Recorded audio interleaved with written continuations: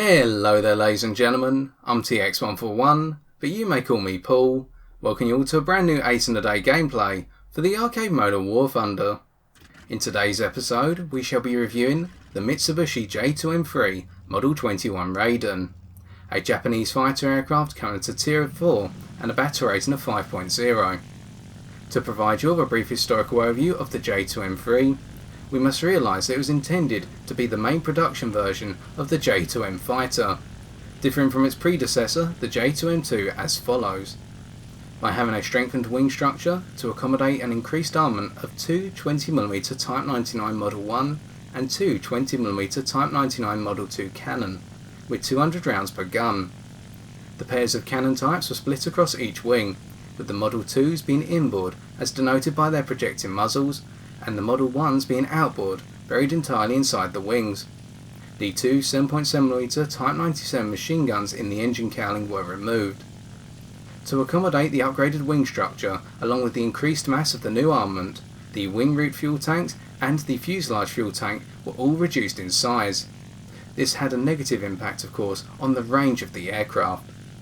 There was also the standardisation of the enlarged oil cooler with an external air intake as added to the later production series J2M2s in order to help with the engine's performance. The engine in particular was retained from the J2M2, the Mitsubishi Mk4RA Kasei 23A 1870 horsepower radial engine. The J2M3 was to enter production in parallel with the J2M2 as of the autumn of 1943. Quickly becoming the main production version. The plane was rolled out into combat service as of February 1944, with pilots quickly forming a rather negative opinion of the plane for the following reasons. The different models of 20mm cannon had different ballistics, as the Model 1s had a muzzle velocity of 600 meters per second by comparison with the 750 meters per second on the Model 2s. The sub-variant, the J2M3A Model 21A, was built to address this, with the wing-mounted Model 1 cannons being replaced by two Model 2s in gondola pods under the wings. These pods affected the plane's performance significantly, meaning that only 21 planes of this type were ever produced. Additionally, as the J2M3 was heavier than the J2M2, the original performance characteristics outlined in the J2M specification could no longer be attained. And finally, the teething troubles of the engine and poor reliability of the plane as a whole, as seen with the J2M2, continued with the J2M3. These issues led to the Imperial Japanese Naval Air Force to adopt the Kawanishi M1K1J Shiden as their primary interceptor in June of 1944, with J2M3 production being slowed down significantly. Coincidentally at this time, the new domed cockpit canopy, as tested with the J2M6 prototype, was introduced to production J2M3s to address the poor cockpit visibility. However, the production life of the J2M3 was saved on the 15th of June 1944, as American B-29s performed their first bombing raids on the Japanese islands. The J2M3's decent high altitude performance and armament combination made it ideal for B-29 interception, and the plane was returned to full production by July of 1944. Therefore, whilst a limited number of J2M3s were used during the Philippines campaign of October 1944 to August of 1945, the plane saw primary service in the final year of the War of the Pacific, in defending the Japanese home islands and intercepting both B-29s and other bomber types. But with only 260 J2M3s produced in total, the plane came too late and in too small numbers to influence the outcome of the war. And so with our historical overview concluded, let us take a look at how the J2M3 Model 21 handles in War Thunder. For today's gameplay, we're on the ground strike map Western Europe using the following setup. Stealth belts for both our Model 1 and Model 2 20mm cannons. The reasoning for this is that the stealth belts comprise of a solid and very powerful mixture of high explosive fragmentation and armour piercing rounds, in an approximate 3:2 ratio. The high explosive fragmentation rounds are very effective against enemy fighters, being able to bring them down within a 1 to 2 second burst, and a 4 to 5 second burst of these rounds will usually be enough to bring down the more heavily armed and armoured bombers such as the B-17s and the G8M1s that you may encounter. The Model 1 cannon has access to armour piercing rounds, which are quite powerful at knocking out enemy engines, but the Model 2 cannon has access to the more powerful armour piercing incendiary rounds which upon direct impact with an enemy fuel tank, have a very high chance of setting that fuel tank on fire and causing your opponent to burn to death or explode after a period of time. For our gun convergence, we're using a 400 meter gun convergence, as we want to create a shotgun spray at longer distances, i.e. distances of 600 meters or more, and this is all in the effect of keeping at arm's length from our opponent. But this is also to exploit the different muzzle velocities of the two 20mm cannon models we have available, as discussed in the historical overview. The Model 2 cannon has a higher muzzle velocity than the Model 1 cannon, and we find at distances of approximately 800 meters or more, this is noticeable, with a single burst of cannon fire actually turning into two, with the Model 2 cannon burst hitting the target first and then being followed by a delayed Model 1 cannon burst. In effect, we have two shotgun sprays, but this means that we have a larger surface area over which our cannon rounds will go, and this is more likely, even with an accurate fire, that we will hit our target, or at least chip away at them, as shown here in the head-on with the Messerschmitt 19 G2. For our fuel load, we are using the standardised 30-minute fuel load to ensure that we can make it to the end of the game unscathed in terms of fuel capacity. And we begin our analysis by taking a look at the straight line performance characteristics of the J2M3. This plane, for all intents and purposes, has very similar performance characteristics to its predecessor, the J2M2, as it is based around the same Kasei engine. This means that your battle rating of 5.0, you can outrun a good portion of your battle rating contemporaries, if not keep up with them in pursuit. Planes such as the Messerschmitt 19 G2, the Yakovlev Yak-9P, the LA-7B20, and the Spitfire LF Mark 9 are all within your reach in terms of straight line speed. Other aircraft such as the F-8F-1 Bearcat and the Focke-Wulf 190 D9 will be able to outrun you in the long haul, and this is something to be wary of. At the same time, if we take this further in terms of climb rate, the J2M3 does not have the best climb rate at its battle rating. This title goes to the likes of the P-63A-10 King Cobra, the F-8F-1 Bearcat, the Focke-Wulf 190 D9 and the Spitfire LF Mark 9, if we look around the battle rating category as well. But instead, what the J2M3 does offer is a great climb rate, and one of the better ones within its battle rating and tier combination, and a more sustainable climb rate.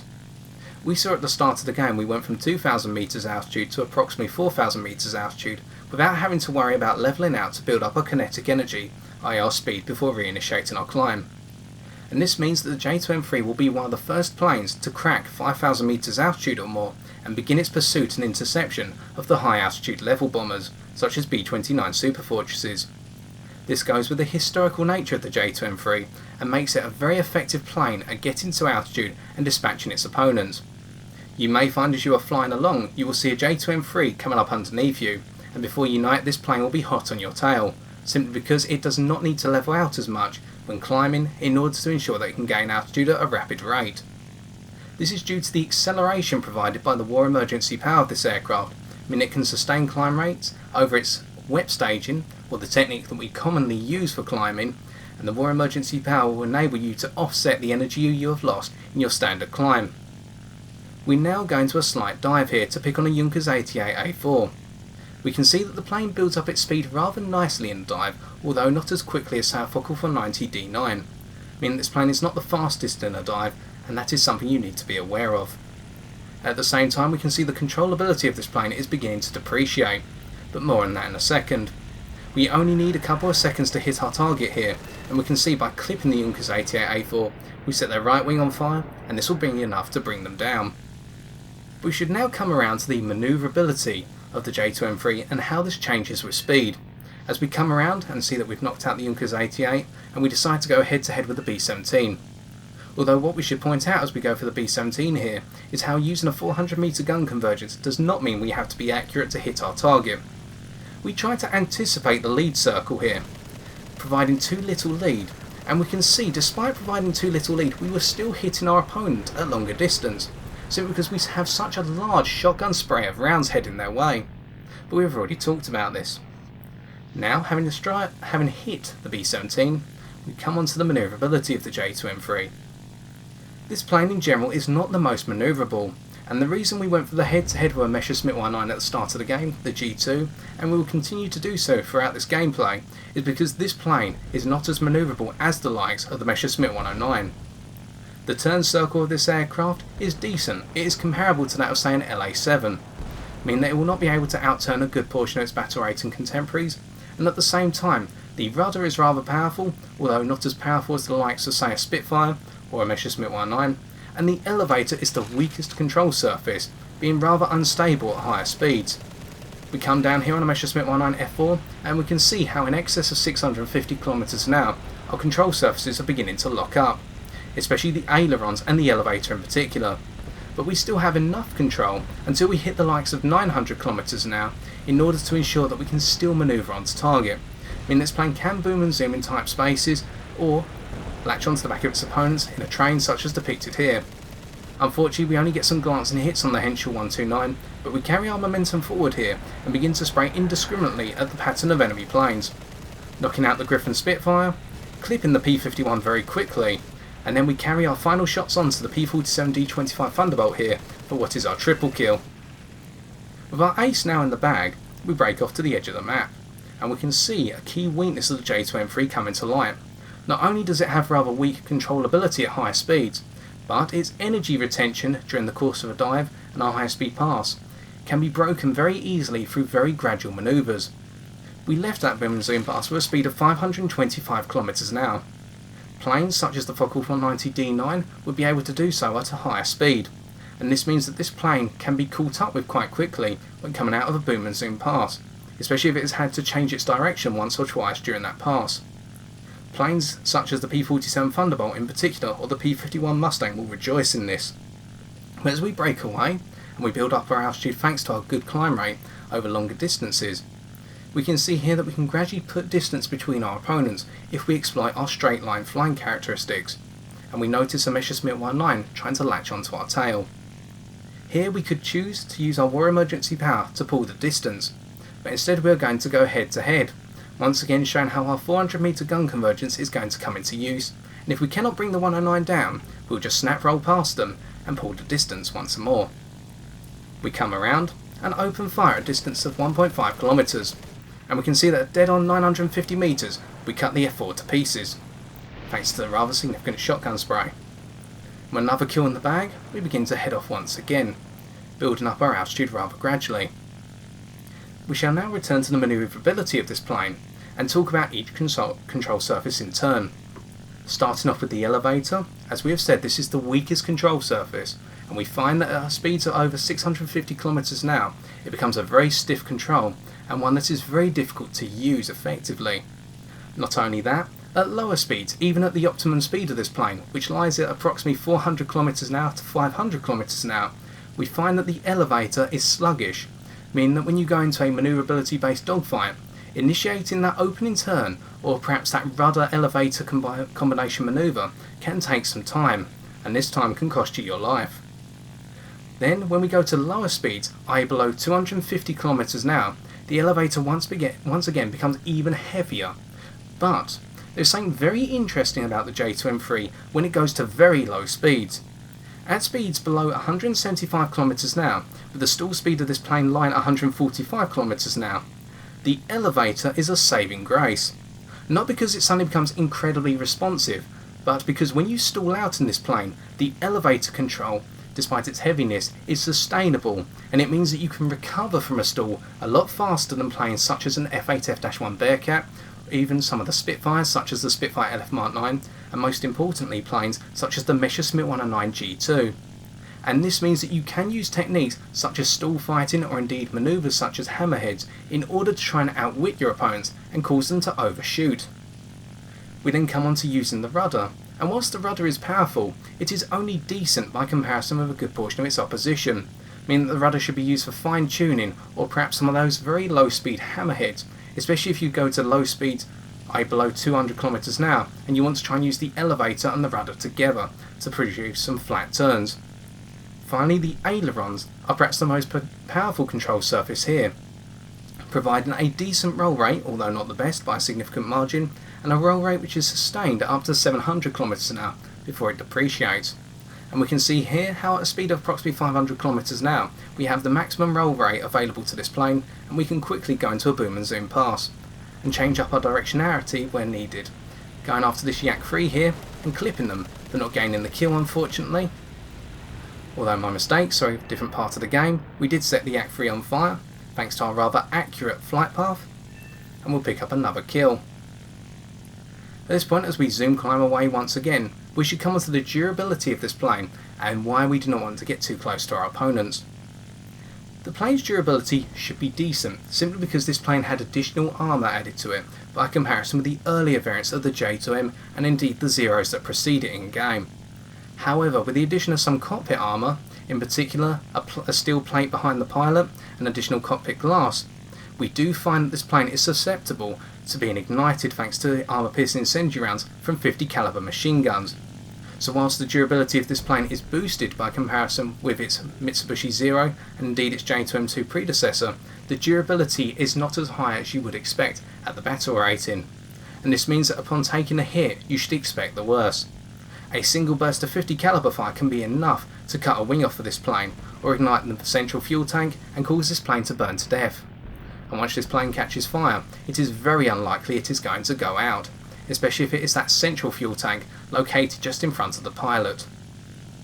This means that we always want to keep our opponents at arm's length and never take a hit, which is why we want to try and use long distance tactics such as boom and zoom passes and long distance head-ons to our advantage, because we have the firepower to do so. And this means that we can tackle bombers such as B-25s, B-17s, J2s and J2M1s, but we need to do so carefully, as getting too close can spell our doom. We come down here on a Messerschmitt 109 G2, and this is where we did not pick up the kill, as one of our teammates in a Spitfire also had the same intentions, so well played to them. As we loop over here once again and go for altitude, we can see how our opponents have decided to all fly at lower altitudes, and this works to our advantage here, and we can see how in the opening stages by pushing for altitude we have built up that dominance up high. Excuse me. And as we level out here then, we have to consider how does this plane differ from its J2M3 predecessor, and the most important difference is the fact that you have the higher armament, i.e. by having two more 20mm cannons and getting rid of the 7.7mm machine guns, you have greater firepower at your disposal. Although be aware, you can actually manipulate this plane to make it look as though you are a J2M2. As we swing around here to try and get another boom and zoom pass set up, noticing a significant train of enemy fighters, all going after our friendly Yak-3. Here we decide to go after a Mustang Mark 1. They're just coming around a very slow turn, and by opening fire at long distance and gradually converging in, we bring them down by setting them on fire. But more on how you can make this plane look like a J2M2. The planes visually are very similar, and sometimes when your opponent does not have the chance to look at your engineering title, i.e. whether this is a J2M2 or just a J2M3, you can set it so that your Model 1 cannons have the tracer belts, which are high explosive fragmentation tracer rounds only, and then set your Model 2 cannons to stealth belts, meaning that sometimes your opponent may think that you are using stealth belts for your 7.7mm machine guns that you would have in the J2M2, rather than the fact you actually have a pair of Model 2 20mm cannons at your disposal. And we should note that due to the lower fire rate of the 20mm cannons in general, with the Model 1 cannons having a fire rate of 480 rounds per minute by comparison with the 520 rounds per minute of the Model 2s, you have the ability to sustain your fire, and the 800 rounds available to you means that reloads are going to be rather infrequent. You can bring down a good portion of planes before having to go for a reload, but at the same time this does mean when going up against enemy bombers, you may not be able to provide enough lead to bring the bomber down in a short pass, so you will need to set up your passes to provide the maximum time on target, but at the same time the lowest amount of exposure to yourself, due to your poor durability as mentioned earlier. Now at this point we see a Yakovlev Yak-3 and a Spitfire chasing after us. We could start using more emergency power to break away from the Yak-3, or at least balance out the fact they are gaining on us very gradually.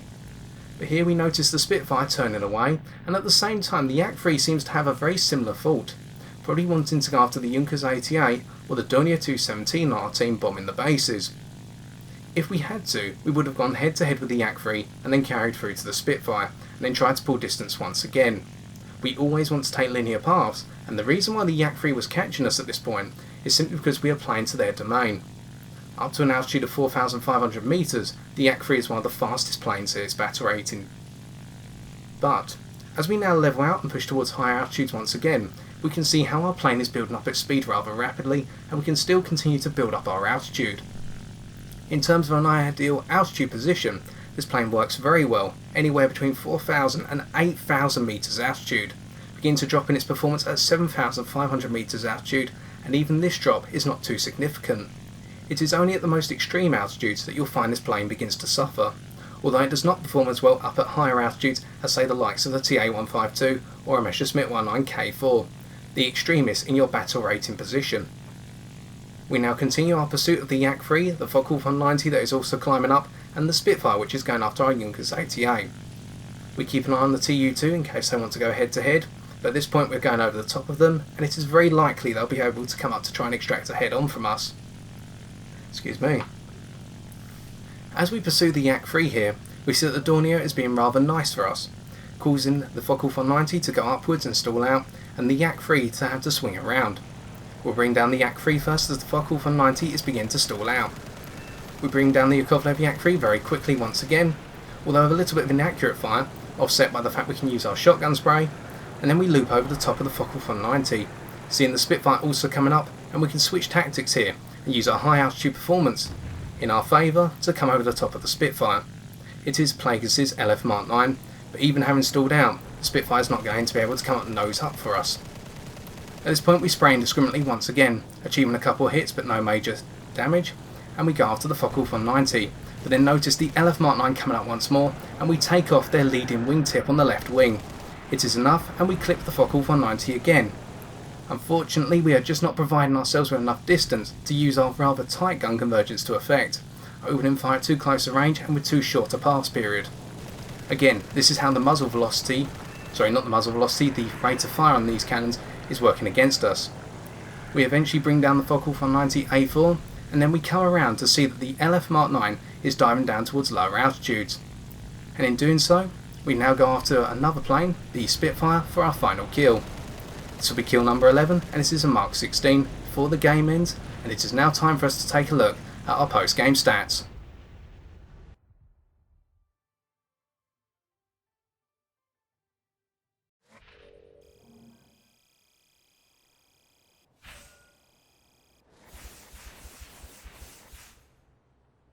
With our 11 kills and 2 assists, we're able to pick up 69,605 silver lines and 4,530 research points.